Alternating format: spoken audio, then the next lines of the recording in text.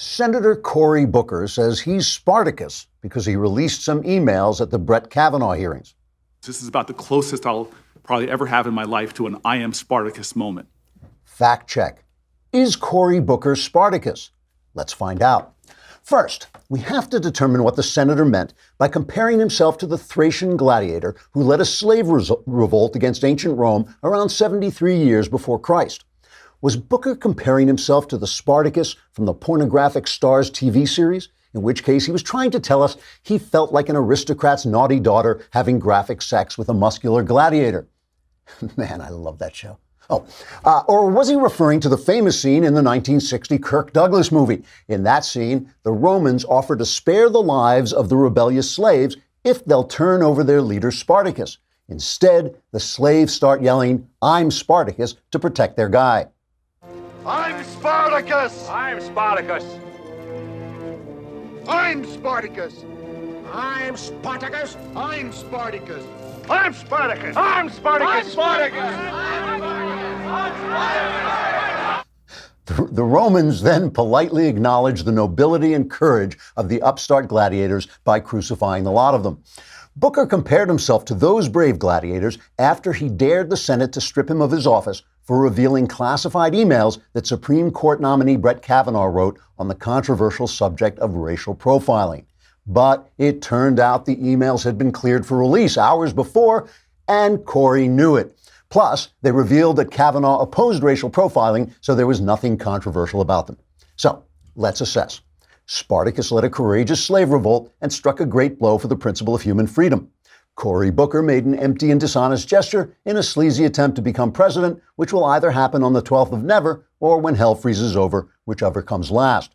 Spartacus inspired a terrific movie starring Kirk Douglas, plus a Starz TV show with absolutely amazing sex scenes. Cory Booker inspired those rude noises you make when you squeeze your hand in your armpit, plus some hilarious Twitter memes and an occasional obscene gesture behind his back. Spartacus was a hero. Cory Booker is a buffoon.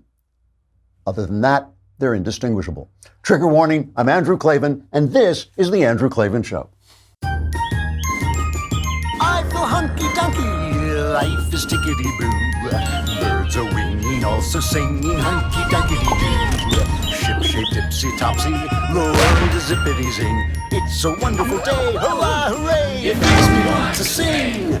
Oh, hurrah, hooray! Oh, hooray, hurrah! Boy, here's a pro tip, kids. Never compare yourself to Spartacus. If you do, you will be incorrect. I ever tell you, once I was driving in Santa Barbara with my son, and a car pulled out in front of me, and I realized that Kirk Douglas was in the car in front of me. And we're driving, my son and I were going to this little diner we liked, a little, unpretentious kind of hole-in-the-wall diner near Santa Barbara. We overlooked the ocean. It was really nice. And we kept noticing that Kirk Douglas kept taking the same turns that we were taking. And sure enough, Kirk Douglas pulls into the parking lot of the same little diner we're going to, and we pull up next to him, and Douglas gets out of his car, and we get out of our car, and he walks into the diner, and I walk in right behind him. And Kirk is an old man now. He's suffered from strokes and things like this. He walks in, and so help me, the entire diner falls absolutely silent, and everybody gets to their feet. Everybody stood up for Kirk Douglas, and there was dead silence, and then one guy said, "Spartacus. Great movie." He said, "Thank you very much," and sat down to eat. It was a great moment. It really was. So never, ever compare yourself to Spartacus. We got Michael Knowles on tonight, who's the closest thing we have to Spartacus. Michael Knowles on today, I should say. He's going to be talking about the NFL. And we are going to be talking about Skillshare. I finally got the right keyboard. I want to start learning about music. And so I've gone to Skillshare because they have lessons, courses in how to play piano, how to play blues, how to improvise, and that's the kind of thing I'm looking for. Skillshare is an online learning platform with over 20,000 classes in business, design, technology, and more. You can take classes in just about anything: social media marketing, illustration, data science, mobile photography, creative writing, you name it, they've got it. So this is whether you're trying to deepen your professional skill set or start something on the side, or just like what I'm doing, kind of pick up a hobby. Skillshare is there to keep you learning and thriving. You can join the millions of students already learning on Skillshare today with a special offer just for my listeners. Get 2 months of Skillshare for just 99 cents. That is pretty good. That's almost free. That's right. Skillshare is offering my listeners 2 months of unlimited access to over 20,000 classes for just 99 cents. To sign up, go to Skillshare.com/Andrew. Again, go to Skillshare.com/Andrew to start your 2 months now. That's Skillshare.com/Andrew. So, last week we interviewed Henry Olsen, who's one of the best observers of politics I know, and people got angry at him and angry at me because he said that we're going to lose the House. The way things look, he said things are very fluid, but we thought we'd lose the House but keep the Senate, talking about the GOP.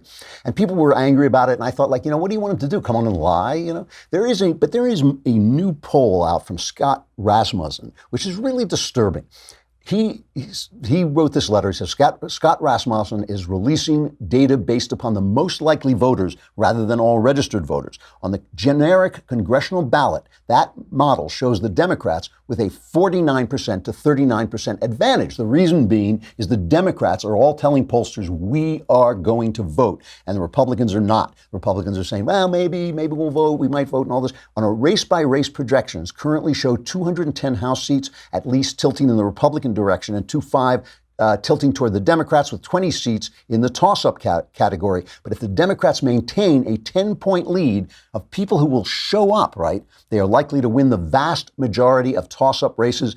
The Rasmussen model currently shows that with a decent partisan turnout, Democrats could end up with 238 to 197 majority in the House. So that means that the battle for the government, the battle that's going to take place, is going to take place in your shoes. The people who put on the shoes won't lose, okay? I don't want to sound like Johnny Cochran, but that's about it. If you are sitting there getting angry at Henry Olsen, but you don't vote because you don't like the Republican in your area and he's not quite Trumpy enough or whatever it is, that's how you're going to lose the government, because Trump, no matter what you think of the guy who's running, Trump needs those Republicans to keep his agenda going. And everything you're hearing, everything that's going on is about that. I mean, if the news were just the news, if the news were actually the news would be, oh my goodness, 200,000 more jobs, wages finally going up. Hey, look, ISIS dead. That would be the news if they were reporting the news. But instead, they're telling you, oh, it's crazy town in the Oval Office, and people are just so unhappy because Trump yells at them and he makes phone calls in the middle of the night. And what do you care? Why would you care about that? Are you John Kelly? No, you don't care. But they're just trying to get that base excited, the Democrat base excited, and to damp down your enthusiasm. And so they have brought on what they think is the big gun. They brought on Barack Obama. In the New York Times today, they had an op-ed, Barack Obama is back. And I thought, good, because if anybody can remind the GOP voter why he should get out and vote, it is Barack Obama.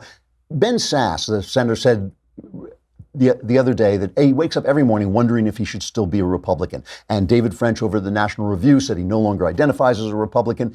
The problem with all that is that the world isn't taking place inside your head. It takes place in reality. And in reality, there are two operational parties. There are Democrats and the Republicans. If you're not a Republican, you were voting for Democrats, and the Democrats are Barack Obama and worse. Barack Obama is now kind of a centrist among Democrats. So he comes out and gives a speech. Now, this is breaking precedent for former presidents. They do not get so political that they come out and attack the guy in the Oval Office. Why? Because they know it's a hard job. They realize it's not good for the country to have two presidents fighting with each other. But that is not reasoning with Barack Obama's ego, which had to be brought to the scene separately in a tractor trailer. All right. Obama came in first, and then his ego backed up. They backed up, and the 15 guys had to carry his ego onto the stage. He was in Anaheim, and they had a big 1,000-seat arena, and instead, like about 700 people showed up. Compare that to Donald Trump. The 700 people were all dressed as Mickey Mouse, but I don't know how that happened, but that's the way it happened. So let's listen for a minute to remind ourselves of what Barack Obama thinks about us. This is Obama talking about who we, as the opposition party, are. Cut number 6.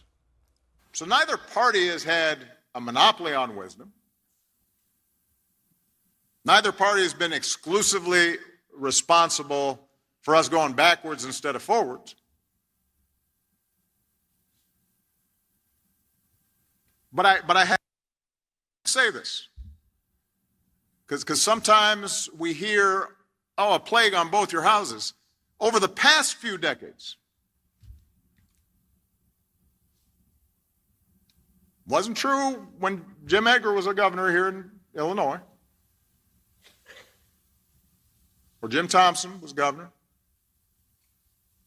Got a lot of good Republican friends here in Illinois.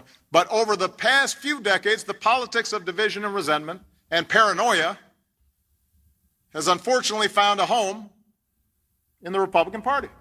That's you, folks. Resentment, paranoia, and you can leave out everything he said before, because he's talking about decades. He says for the past few decades, years, tens of years, this has been going on. It's not the Democrats with their constant cries of victimhood, their constant cries of racism, their constant cries that they are being cheated out of things. The Supreme Court was stolen from them. Not them. It's you, because you wanted jobs instead of Barack Obama's little programs that he was enforcing on businesses that were keeping them silent. He actually claimed credit for the current recovery, which is hilarious. He says, remember when it started? I remember when it tried to start. I remember when the recovery tried to start after the crash in 2008, but he kept sitting on it with the regulations and that voice, so help me, just remembering that we were supposed to wait around through those long pauses to find out what he's going to say. Play some more of them, but first we have to, just for a break, we have to talk about BattleBox, which is so great. I mean, BattleBox is a new sponsor. They are so great. It's a subscription box for men. And when I say this is for men, you can't even let your wife see what is in these things. They sent me a survival kit. Knowles and I have been chasing each other around with the combat knives they send you in these things, and eventually I'm going to catch him, and then there won't be a Michael Knowles show anymore. So that'll be thanks to BattleBox. Most subscription boxes are full of samples and junk you'll never use, but not BattleBox. It's a monthly subscription box with the best products, new gear, innovative companies at a much lower cost than if you were to buy them individually. Plus, who doesn't like to get a package full of mystery adventure gear? I'm telling you, this box is incredible. Go to trybattlebox.com/Klavan and pick the box you want. They start at just $25 per month. Plus, they release a video for each new box so you can see what's coming and how to use it. They've shipped over 500,000 boxes, and they won the Best Men's Subscription Box 2017. Right now, our listeners get a free tactical knife when you sign up for your first BattleBox. You, too, can pretend to chase Knowles around the studio at trybattlebox.com/Klavan. Don't actually try that. That's trybattlebox.com/Klavan. And by the way, not only is there no E in Klavan, there's no E in BattleBox. It's BATTLBOX. BATTLBOX. Go to trybattlebox.com/KLAVAN. You got to listen to more of this Obama, because you just have to remember who he is. First of all, not only are you full of resentment and paranoia, but your president is virtually a Nazi. So play cut number 8. We are Americans. We're supposed to stand up to bullies, not follow them. We're supposed to stand up to discrimination. And we're sure as heck supposed to stand up clearly and unequivocally to Nazi sympathizers.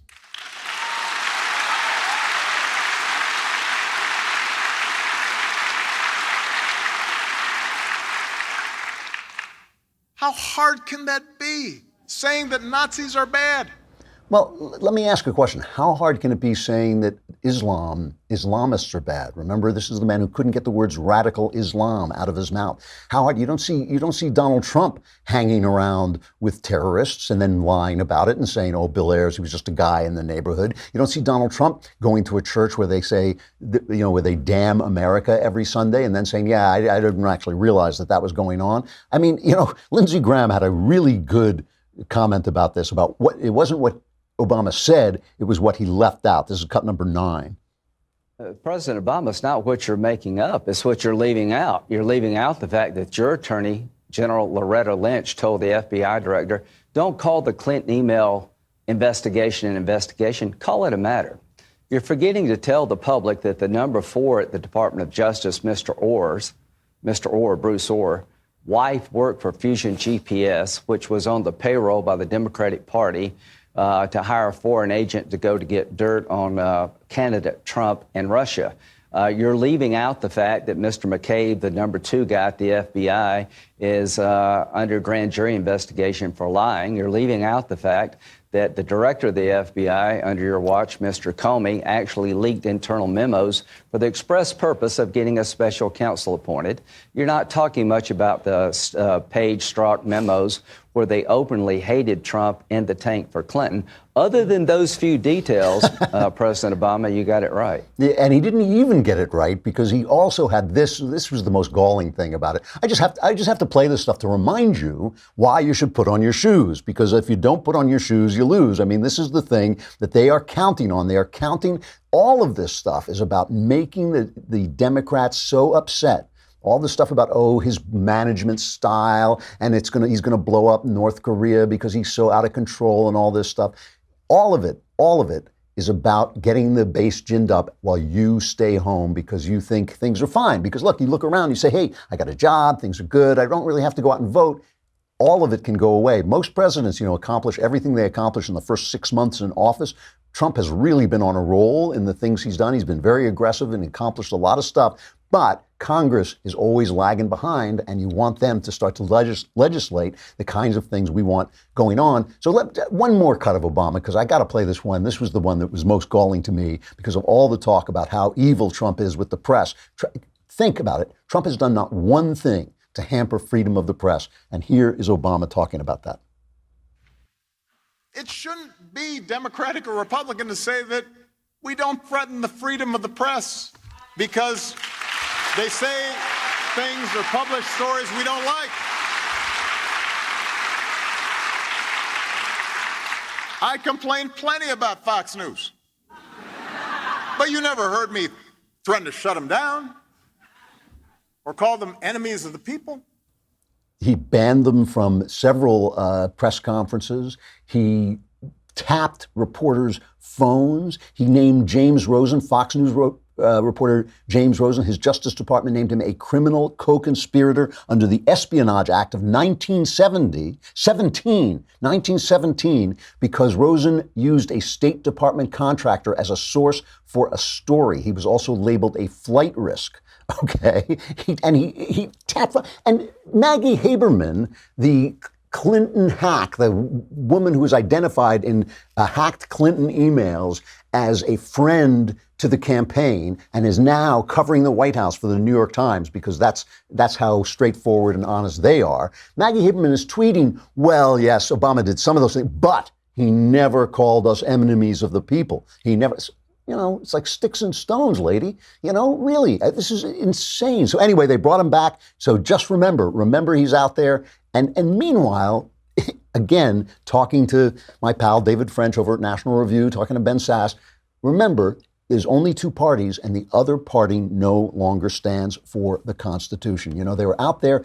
Unbelievable, the stuff they had during this Kavanaugh hearing. They brought in the children from that Parkland shooting. They brought them. Why are children sitting there? They were sitting there complaining that, evil, Brett Kavanaugh was not going to overturn the Second Amendment, because they want legislation from the bench. So I just have to play this one cut of David Hogg. Michael Moore was holding a rally for his new film. Is that what it was for? Is in Canada, okay? And David Hogg, same guy, survivor from the shooting, gets up to make this speech. This is a wonderful speech. Just remember, throughout this, he's in Canada, okay? I have a question for you guys. Who's ready to save America?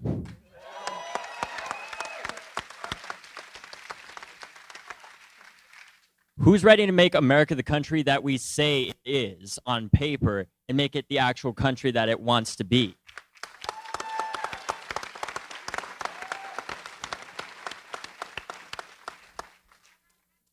I think it's the most important thing to realize, however, is the problems that we face as a country.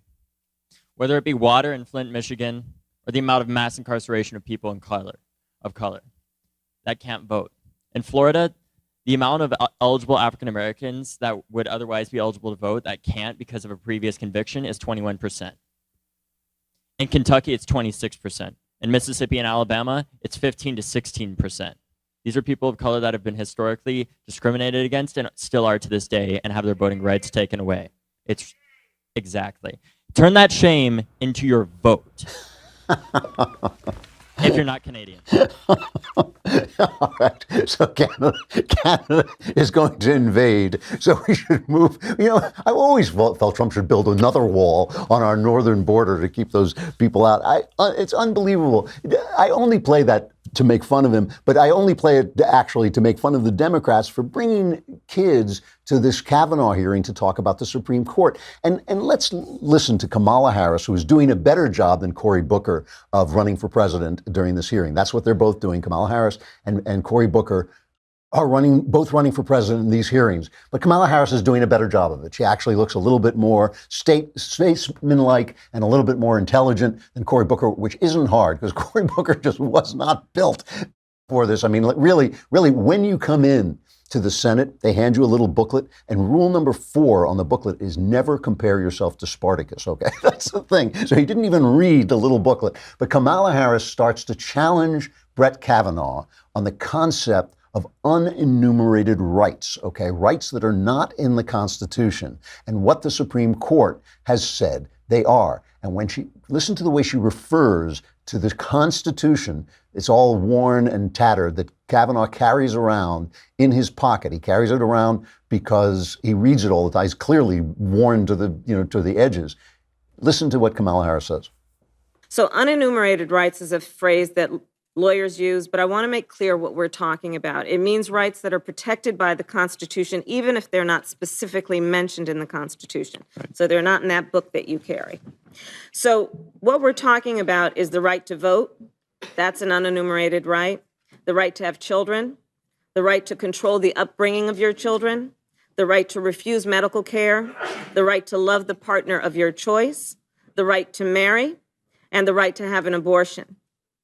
Now, putting those unenumerated rights in the context of the statement you made, which was to praise the stemming of the general tide of freewheeling creation of unenumerated rights, which means the interpretation there is you were praising the quest to end those unenumerated rights.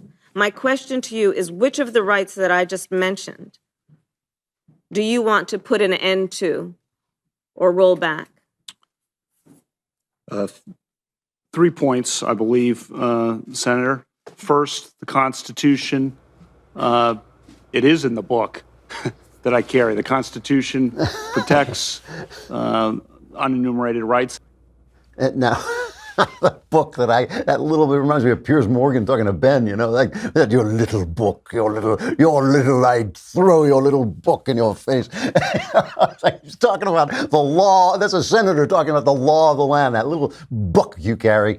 That is the Democrats. And by the way, the thing about unenumerated rights, I believe there are unenumerated rights guaranteed by the Constitution, but what the Constitution does is it enumerates powers. It enumerates powers that the federal government has, and what is not enumerated in the Constitution, the federal government cannot do. This is why many of the founders said we don't want a First Amendment protecting free speech, because the Constitution gives no power to the federal government to regulate speech. And therefore, to say that you can't make a law against free speech is to double talk. It is to say, basically, that you do have this power unless we take it away from you. But the idea of the Constitution was supposed to enumerate powers. So my objection to, for instance, the unenumerated right to marry who you want is that the federal government has no right to make any laws about marriage. It hasn't got the right to take your marriage away. It hasn't got the right to make marriages. I mean, if the state can say it wants the marriages to be what it was, as I read last week in Scalia's dissent,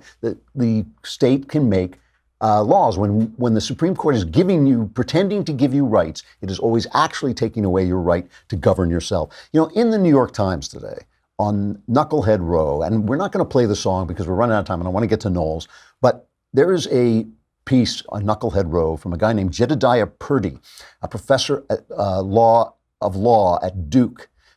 And he says, how can progressives take back the Constitution? So I read that with interest. I thought, yes, how can progressives take back the Constitution since everything they want is unconstitutional? So he has a list of the way you take back the Constitution.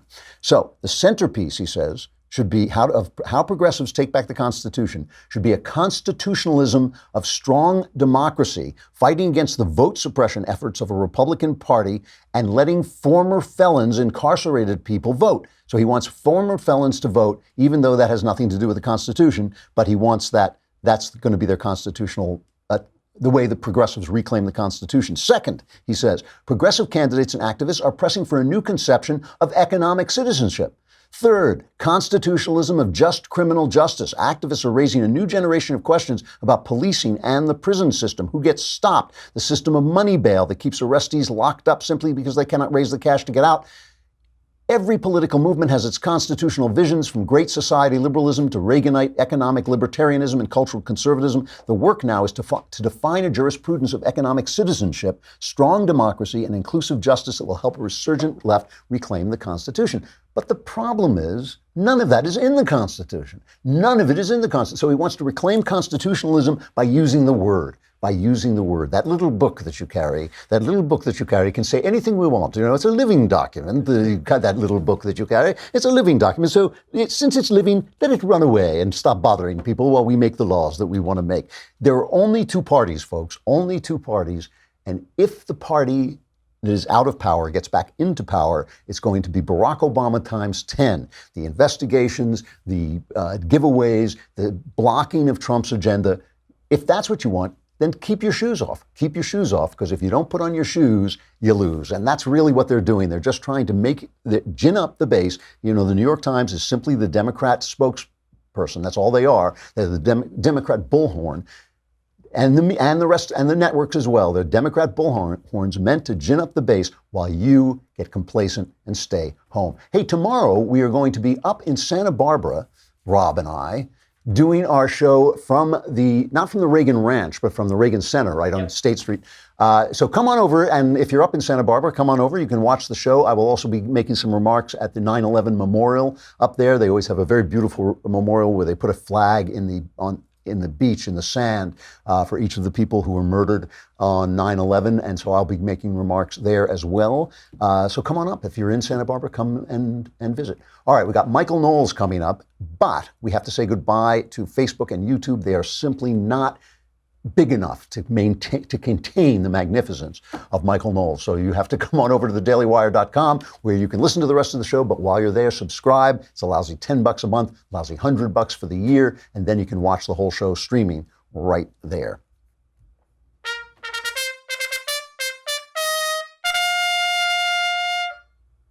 Knowles, how you doing? So I just got, literally, just before I went on, I got a letter from my publisher who was bringing out the novel of what was our first season of Another Kingdom. And they wanted some promotional pictures. So I sent them some promotional pictures of myself, and the lady publicist wrote back and said, "Oh, if I could only get some pictures of Michael Knowles." Stop it. Be still. You know, there are dark corners of the internet where she can find as many pictures as her heart delights in. That's all I get. Here's a picture of me. Oh, could I have a picture of Knowles? Oh, please. Oh, that swarthy little, ooh, hubba, hubba, hubba. Well, it has been a lot of fun. We did 2 episodes last week of the new season. Yes, we did. I mean, amazing. Yeah, I got to tell you, the real trouble, I think you probably remember this when we were doing the second episode last week, is I was on a roll. You know, we were shooting for a while, and then I totally flubbed it because I was getting too into the story that I forgot to perform. So it's so good. I mean, it's really, it is this like just train, this constant momentum. The story is just terrific. I thought the first season was good. This season is better. Oh, well, thank you. And you're doing a great job. I have to tell you, I don't know if you were there when we had the dragon argument the other night. Were you in the room when this happened? I kept flitting in and out of this dragon argument. So we had, Jay Hay, the producer, and I have been having this argument because there is a monster in the story who I keep referring to, or the narrator keeps referring to as a dragon. And he keeps saying, well, a dragon has to be a serpent. And I keep saying a dragon is a monster, usually represented as a serpent. So we got into the argument, and I made the mistake of having this argument in front of my son, Spencer, who speaks 1 million languages, and he said dragon is, in fact, Greek for serpent. So now I felt like an idiot. So I go back to the manuscript to see how he first describes it. And he describes it as a dragon-like monster, and then as shorthand says dragon. So now I've emphasized that a little bit for Jay. Hey, you may have to reread the line. We're gonna have to go back. Said, so. You committed one of the classic blunders. One is never fight a land war in Asia. The other is never go against a Sicilian when death is on the line. And then the third is never quibble over the meaning of a word with your son, That's true. who knows the meaning of every single word what over there at Oxford. What an irritating little person. I don't know how he ever let that kid out of the house. All right, but speaking of irritating, let us talk about my former favorite sport, the National Football League. Speaking of classic blunders, right? Classic blunders. They're still at it. They're still kneeling and making a fuss. Is that fair to say? That is fair to say. So in May, you'll recall, the NFL announced no more kneeling. It's now against the rules to kneel. You don't have to come out for the flag, but you can't kneel if you do come out on the field. And this was after Donald Trump was just raking in public approval for pointing out that it's very wrong to protest the American flag, especially during sports. So, that was May. Fast forward to July, and the NFL says, we're not going to enforce the rule. Well, it's the rule, but we're a little nervous, and blah, blah, blah, blah, blah. So, this past weekend, now, I'm sorry to say that people kneeled, but I'm pleased to say that it was just 2 people who kneeled. Was it only 2 people? It was only 2. That makes me feel a little better, actually. You know, there were 13 games, 26 teams. 2 people kneeled. It was on the Miami Dolphins receivers, Kenny Stills and Albert Wilson kneeled during the Star-Spangled Banner. And the defensive end, Robert Quinn, raised a fist. But that's fine. Who cares? You know, I use that fist emoji all the time, so that's okay. But the real disrespecting of the flag, that was the real problem. And so the NFL has gotten clobbered because of this. Their ratings have tanked. You know, their ratings were down. When all this started in 2016, their ratings fell 8%. Then last year it was 10%. This year analysts expect the numbers to fall even more. Wow. Because the NFL cannot get this under control and the damage has already been done. So what does Nike do? What does one of the biggest sports brands in the world do? Decides to emulate the exact campaign that has destroyed the NFL. You saw the Colin Kaepernick ad, I assume? I saw the poster of it, but they did a video ad now too, which I haven't seen. They did a video. Unfortunately, I wasn't able to pull it. Oh. The video is fine. They only showed the most egregious last part, which is Kaepernick's face, you know, and it says, believe in something, even if it means sacrificing everything.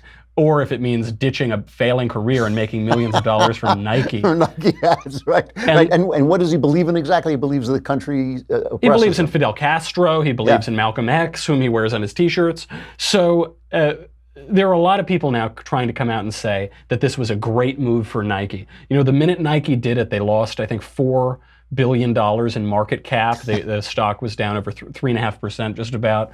The stock has rebounded a bit since then, but there was a Morning Consult poll that came out right after this happened. Net favorability for Nike before the Kaepernick ad was plus 69. Net favorability afterward fell 34 points. Republican favorability, obviously, you know, dropped 70 points. It dropped across the political spectrum, though. And then the key is in these key demographics. So what Nike thought was that, okay, we're going to lose, you know, old white guys, but we're really going to win among left-wing, 18-year-old black athletes in certain cities or whatever. That's what they were doubling down on. They had no boost in their key demographics. They actually declined slightly, according to Morning Consult. So those key demographics include black customers, younger generations, current Nike users, and others. They had a little bit of a decline. The campaign hasn't seemed to have much effect on the NFL yet, but that, you know, how can the NFL fall any further? I have to tell you, last night I usually tape a game on Sunday and watch it at night. And last night I turned it on and I just couldn't watch because I had heard that they were no longer enforcing the rule. And when they made the rule, I thought, okay, fair enough. I'll watch the show. People who don't want to salute the flag don't come out.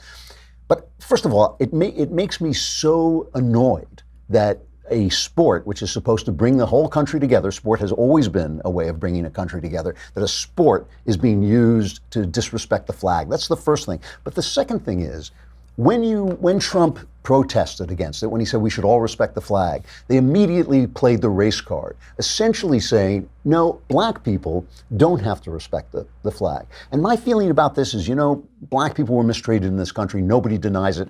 the shame that we have endured, the guilt, the self-searching, it has all been done. The racism has been expunged from the principles of our institutions. That's not saying that there are no racists running around. That's absurd. But it has been expelled and expunged from our institutions. And now they're saying, oh, and yeah, take your flag and stick it. And my feeling is, hey, dude, you know, you're welcome. You're welcome to come in. We want you in. We get it. Big mistake. I wasn't there. It wasn't on my watch, but it happened. I get it.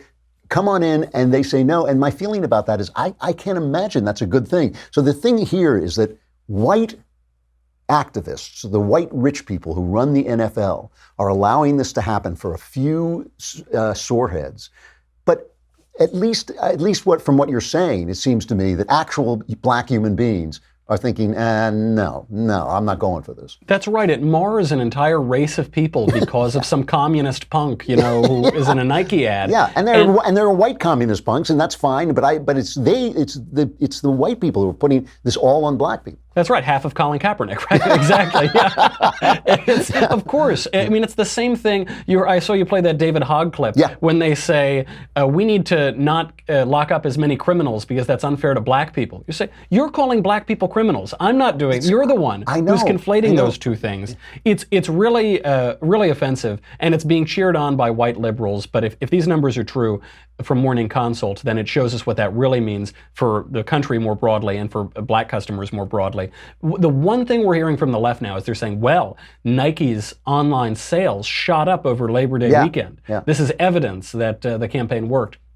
First of all, Nike's sales always shoot up over Labor Day weekend. I think last year they were up 17% over that weekend. This year they're up something like 30%. So I do see that statistic, but it is worth pointing out the two things can simultaneously be true. The ad campaign can be hurting Nike and their sales could have gone up. One explanation for that is that this year over year from last Labor Day, the economy is up 17% right now. We are at record low unemployment, record high economic growth. So I'm not surprised that Nike is selling more running shoes. The question is, what is the effect on their brand perception? And according to a very reliable source, Morning Consult, it looks like they have been killed across the board.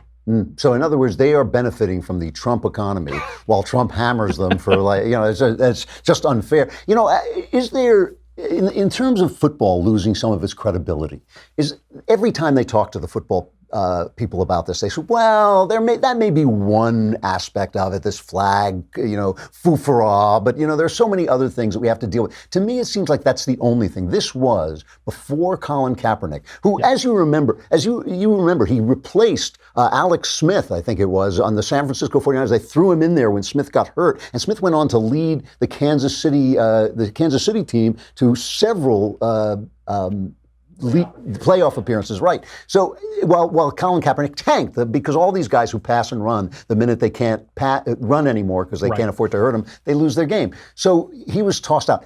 But it seems to me that the NFL was the biggest business in America until this, and that all of this is this. Is there any evidence that there's anything else affecting their viewership? Not one little bit. Yeah. They keep trying to blame it on all of these external factors, just like they blame Kaepernick, losing his football job on external factors other than he was a failing player who then had to create an off-ramp for himself, which he's done very lucratively. Yeah. The numbers that we're seeing, 8% down, 10% down, possibly more down this year, they exactly coincide with the Take a Knee campaign. Now, people can blame it on streaming services, on the internet, on this, that, or the other thing. All of those existed long before 2016, long before Take a Knee, but the plunge accelerated when Take a Knee started to happen. They always are distracting on this. Even about the flag protest, they say, well, they're not really kneeling for the flag. They're not protesting the flag. They're protesting the anthem. Say, well, the anthem is called the Star-Spangled Banner. Exactly. They say, oh, they're protesting police brutality. You say, okay, well, they're not, right? I mean, they're protesting the flag. And Colin Kaepernick says as much. He says, I will not stand for a flag of a country that oppresses black people. That's what he said. Those are his words. Yep. And I think they're always trying to distract. It is very clear Colin Kaepernick is protesting the flag, which is the symbol of the country. It has totally destroyed the NFL. It's hurting Nike, not only on its stock price, but in key demographics. And everything else we're hearing is noise and distractions and saying, look over here, look over here, look over here. Don't look at what is really happening. But we can see it clear as day. Wow. Good job, Michael. Michael Knowles of The Michael Knowles Show and apparently the dreamboat ingenue of Another Kingdom Season 2. Who knew? Hubba, hubba, yeah. Send her my number, baby. I'll talk to you later. Thanks. See you later. All right, our crappy culture.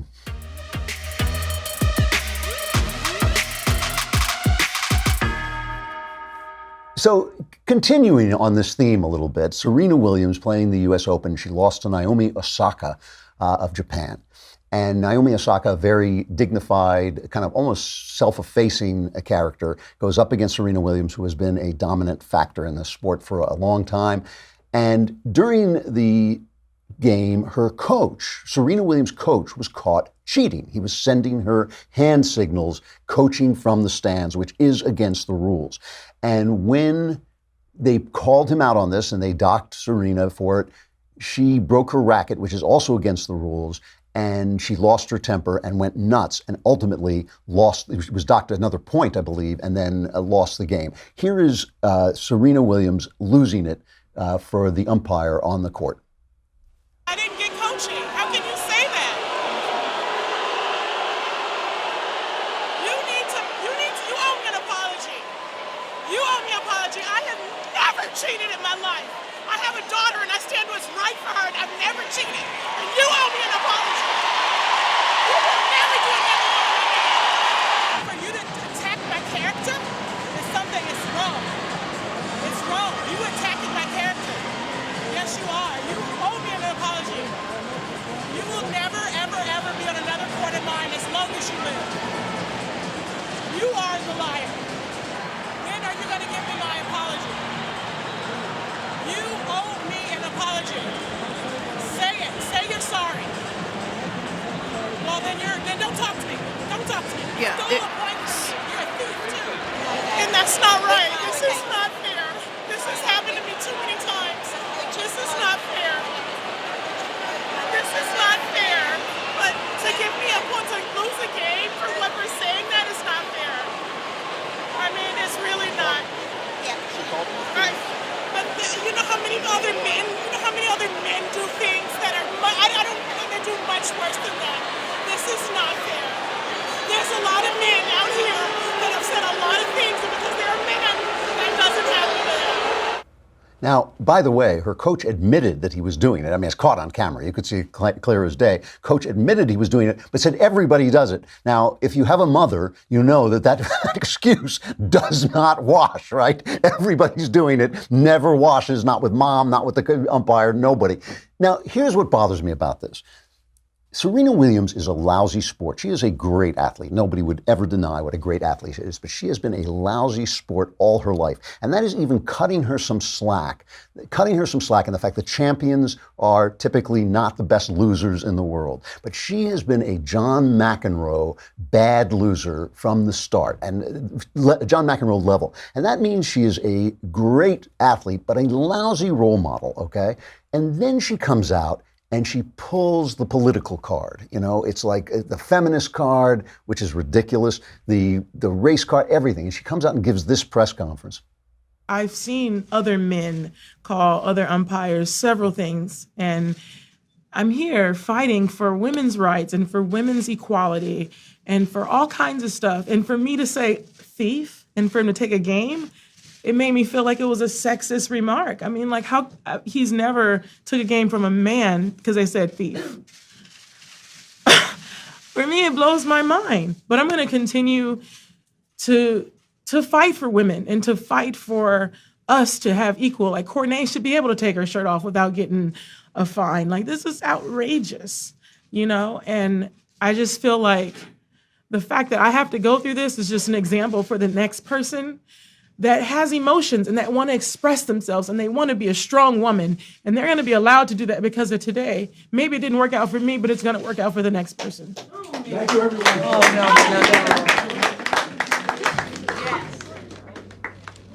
What a pile of garbage. I mean, the fact that they applaud for this, that, you know, I swear that white journalists, left-wing journalists, they treat black people like children, like they have to be they have to be coddled, and they have to be given extra, no man. Tennis has always been a gentleman's game. Men get fined for this stuff all the time. They get docked points for it all the time. They get thrown out. I mean, McEnroe was always getting, punished for this stuff. She was a poor sport. Roger Kimball writes a piece in The Spectator comparing her to Hillary Clinton, and there is something to be said for the fact that the left just cannot lose and make something positive out of it. They saluted John McCain for the way he lose. He taught us how to lose, they said. I'm not seeing that. I'm not seeing anybody losing with any kind of dignity. I just find it appalling that she should not be held to the standard of an athlete who is a role model for children. Nobody should ever talk to an umpire like that. That is absurd. That is absurd. And it's not appalling to me that a champion is passionate, that a champion breaks the rules, that a champion does all those things, but she should be treated like everybody else. And when she does it, certainly the press should react and say, no, that's not the way people act in a gentleman and ladies game. It really is bad. It's the same thing they do with black athletes when they kneel. It's like, welcome to the country, now behave like everybody else, because it's just absurd. All right. Standards. Tomorrow we are up in Santa Barbara, so the show will be a little late, I think. It'll be in... It should be around the same time. Oh, it is? Oh, okay. Well, that shows what I know. But if you're up there, come and visit. If you're not, come and listen. I'm Andrew Klavan. This is The Andrew Klavan Show.